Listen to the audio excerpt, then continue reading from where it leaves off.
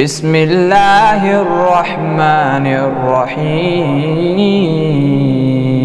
السلام علیکم ورحمۃ اللہ۔ اس کے بعد اللہ تعالیٰ فرماتے ہیں وَإِذْ قُلْنَا لِلْمَلَائِكَةِ اسْجُدُوا لِآدَمَ فَسَجَدُوا إِلَّا إِبْلِيسَ، پھر جب ہم نے فرشتوں کو حکم دیا کہ آدم کے آگے جھک جاؤ، سب جھک گئے مگر ابلیس نے انکار کیا۔ لفظ سجدہ استعمال ہوا ہے، لِلْمَلَائِكَةِ اسْجُدُوا، اس جدو کی بات ہے سجدہ کرنے کا، سجدہ کہتے ہیں جھکنے کو،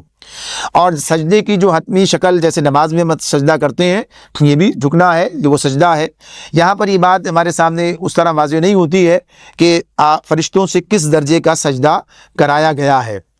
تو اس معاملے میں یہ بات بھی کہی گئی کہ فرشتوں کو گویا کہیے کہ انسانوں کی خدمت پر معمور کرنے کے لیے، یا اس اعتبار سے کہ مسخر کر دیا گیا ان کو انسان کے لیے کہ انسان انہیں جس کام کے لیے بھی استعمال کرنا چاہے وہ اس کے ساتھ تعاون کریں گے، اور کوئی اس کے ساتھ عدم تعاون نہیں کریں گے کہ اگر وہ غلطی کرنا چاہے تو غلطی کرنے کی بھی اسے اجازت ہوگی، جیسے اللہ تعالیٰ کا منصوبہ ہے، اس میں وہ خود سے کوئی رکاوٹ نہیں ڈالیں گے۔ اگر وہ بھلے راستے پہ چلنا چاہے تو اسے بھلے راستے پر چلنے کی بھی پوری معاونت حاصل ہوگی، اور اس معاملے میں بھی کوئی رکاوٹ نہیں ہوگی۔ تو یعنی گویا ان معنوں میں گویا فرشتوں کو مامور کر دیا گیا کہ وہ انسان کے اس کارکردگی میں کوئی رکاوٹ نہیں ڈالیں گے۔ ایک بات تو اس کی یہ بیان کی گئی، اور دوسری بات یہ بیان کی گئی کہ اس کے اظہار کے لیے کوئی عملی یعنی کوئی ظاہری فعل کا بھی حکم دیا گیا، یعنی کس درجے میں انہیں جھکایا گیا، جس طرح سے انہوں نے گویا کہیے کہ انسان کے سامنے مسخر ہونے کا اس طرح اظہار بھی ہو گیا، اور اسی بنیاد پر انسان کو مسجود ملائک کہا گیا۔ اس موقع پر ابلیس نے انکار کیا۔ ابلیس کا مطلب ہوتا ہے انتہائی مایوس، یہ شیطان کا اپنا اس جن کا، شیطان کیا ہے؟ جن ہے،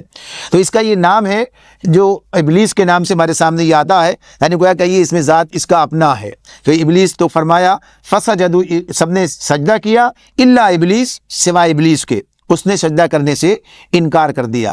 اور اس انکار کی وجہ کیا ہے؟ ابا واستکبر وکان من الکافرین، یعنی اس انکار کی وجہ کیا تھی کہ اس نے استکبار، تکبر کیا، اس نے اپنی بڑائی کے گھمنڈ میں پڑ گیا اور کافروں میں یعنی نافرمان لوگوں میں شامل ہو گیا۔ وکان من الکافرین۔ اچھا، یہاں پر یہ بات بھی واضح ہو جائے کہ اللہ تعالیٰ کہتے ہیں وکان من الکافرین، وہ کافروں میں شامل ہو گیا،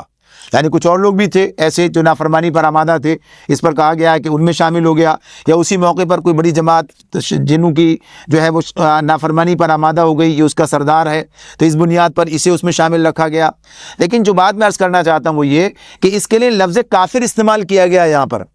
ہم عام طور پر سمجھتے ہیں کہ کافر وہ ہوتا ہے جو اللہ کا انکار کرتا ہے۔ کافر کون ہے؟ جو اللہ کا انکار کرتا ہے، ہمارے عام طور پر ذہن میں یہ بات ہوتی ہے۔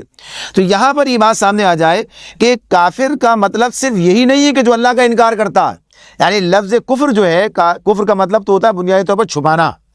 تو اس معاملے میں کہ جو بھی اللہ کی نعمتوں کو چھپاتا ہے، ان کا اقرار نہیں کرتا، اعلان نہیں کرتا، اللہ کی حقیقت کو نہیں پہچانتا، اس کا انکار کر دیتا ہے، تو اللہ کو نہ ماننے والا بھی، اس کے لیے بھی انکار کا لفظ استعمال، کافر کا لفظ استعمال ہوتا ہے۔ جو اللہ تعالیٰ کی اطاعت سے انکار کر دے، انحراف کر جائے، اس کے لیے بھی کافر کا لفظ استعمال ہوتا ہے، اور جو اللہ کی ناشکری کرے یعنی شکر کے مقابلے میں بھی کفر کا لفظ استعمال ہوتا ہے۔ تو ہر جگہ یہ اپنے اپنے الگ الگ معنی دے گا۔ تو یہاں پر بھی شیطان کا معاملہ یہ نہیں ہے کہ اس نے اللہ کا انکار کر دیا، اس نے اللہ کے حکم کا انکار کر دیا، یعنی کسی بنیاد پر کافر ٹھہرایا جا رہا ہے یہاں پر، یہ اللہ کا انکار کرنے کے بنیاد پر نہیں، اللہ کو تو مانتا ہے، وسعت مان رہا تھا، اللہ سے دعائیں بھی کی اس نے، جو آگے وہ مختلف مقامات پر ہمارے سامنے آئیں گی۔ اس موقع پر جو مہلت اس نے مانگی تھی، اللہ سے دعا کی تھی مجھے مہلت دی جائے، اور اللہ نے اس کی دعا قبول کرتے ہوئے اسے مہلت بھی دی ہے۔ تو یہ بات کہ یہاں پر اس کا یہ کفر جو ہے یہ اللہ کے حکم سے انکار کا معاملہ ہے، تو یہ بات سمجھ لینی چاہیے کہ یہ بھی کفر کے درجے میں چلی جاتی ہے بات۔ فرمایا کہ نافرمانوں میں شامل ہو گیا۔ آگے فرمایا وَقُلْنَا، اور ہم نے کہا یا آدم اسکن انت وزوجک الجنہ، تم اور تمہاری بیوی دونوں جنت کے اندر رہو، وَكُلَا مِنْهَا رَغَدًا حَيْثُ شِئْتُمَا، اور یہاں بفراغت جو چاہو کھاؤ، وَلَا تَقْرَبَا هَذِهِ الشَّجَرَةَ فَتَكُونَ مِنَ الظَّالِمِينَ، اور اس درخت کے قریب بھی مت جانا، وَلَا تَقْرَبَا هَذِهِ الشَّجَرَةَ، اس شجر کے، اس درخت کے قریب بھی مت جانا، فَتَكُونَ مِنَ الظَّالِمِينَ، ورنہ کیا ہوگے؟ ظالموں میں شمار ہو جاؤ گے۔ اب یہ جو آدم علیہ السلام کا جنت میں رکھنا ہے،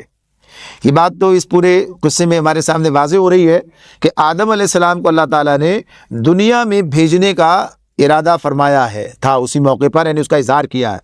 وَإِذْ قُلْنَا لِلْمَلَائِكَةِ، جب فرمایا وَإِذْ قَالَ رَبُّكَ لِلْمَلَائِكَةِ إِنِّي جَاعِلٌ فِي الْأَرْضِ خلیفہ، فرشتوں سے اللہ نے کیا فرمایا تھا کہ میں زمین میں خلیفہ بنانے والا ہوں۔